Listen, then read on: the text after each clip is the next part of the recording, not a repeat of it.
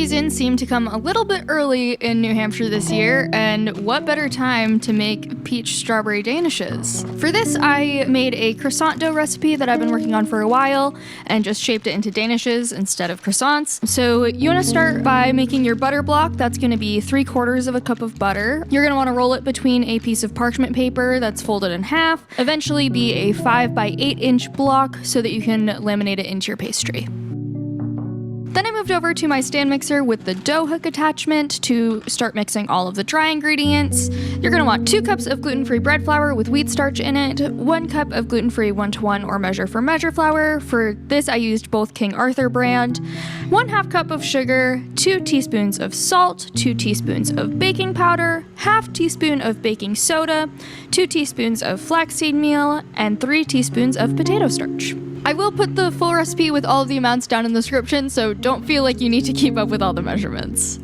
Then I started mixing in the wet ingredients. First, you're going to want 4 tablespoons of melted butter. For this and for the butter block, I use salted butter. I just prefer the flavor of that, but you're welcome to use unsalted butter if you'd like. Once the butter was mixing in, off to the side, I mixed 1.5 cups of buttermilk with 2 tablespoons of active dry yeast just to rehydrate the yeast a little bit, and then added that into the mixture as well.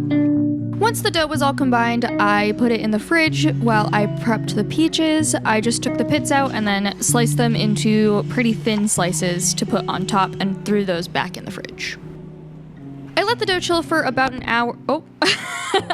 I let the dough chill for about an hour and then took it out of the fridge and put it onto a floured surface. If the dough is really sticky, you'll want to knead it and add some more flour until it's not sticky so that you can handle it and it won't stick to your hands and your surface and everything else. For this one, I didn't need to do that, which was great. So I just rolled it out into a 10 by 12 rectangle so that it was big enough to seal the butter block into it. Once it was a big enough rectangle, I just took the butter block out of the parchment paper and folded it into the middle of the dough. Once the butter block is sealed inside of the dough, you're just going to cut off the excess so it doesn't overlap. Then you're going to turn the dough so that you're still working with the longer side and roll it out into a 14 by 10 inch rectangle. Then you're going to fold it into thirds, sort of like you're folding a letter, so you're going to fold the thirds on top of each other. Then you're going to turn it again so that you're working with the long side again, and then repeat that so you roll it out into a 14 by 10 rectangle and fold it into thirds. Then you're going to wrap it tightly in plastic wrap and put it in the fridge to rest for at least an hour or 2. I usually like to let it rest overnight. Everyone say good morning to the dough. When you take the dough out of the fridge, you're just going to want to let it warm up a little bit so it's not totally cold and hard coming out of the fridge.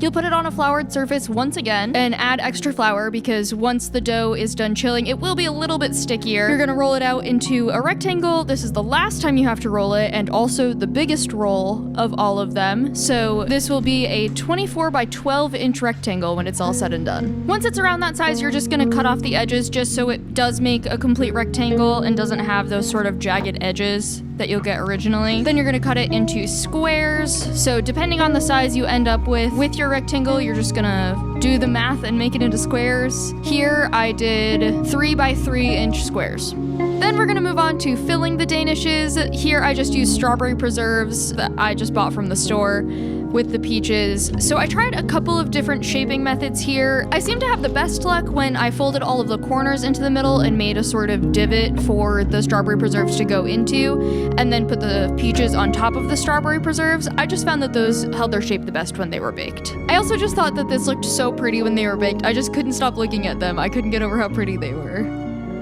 After your Danishes are all shaped and filled, you're going to set them off to the side for about an hour and preheat your oven to 400 degrees Fahrenheit. Then you're just going to egg wash them. So here I used 1 egg with about 2 tablespoons of buttermilk, and you're going to take a pastry brush and brush that over the tops of all of the Danishes. That just helps them brown up a little bit better in the oven. Once that's all set, you'll just throw them into the oven for about 25 minutes or so. After all your Danishes come out of the oven, you'll just move them over to a cooling rack. If you want to add icing, now would be the time. I didn't for these. I didn't feel like it was super necessary, but would be a fun addition if you are a big icing fan. After you leave them to cool completely, they are all done. These were so delicious. I loved the way they turned out. I would definitely make them again, or maybe make them with a different filling. I love peaches, and these were such a delicious treat. Again, the entire recipe will be down in the caption, so you can try to make them yourself.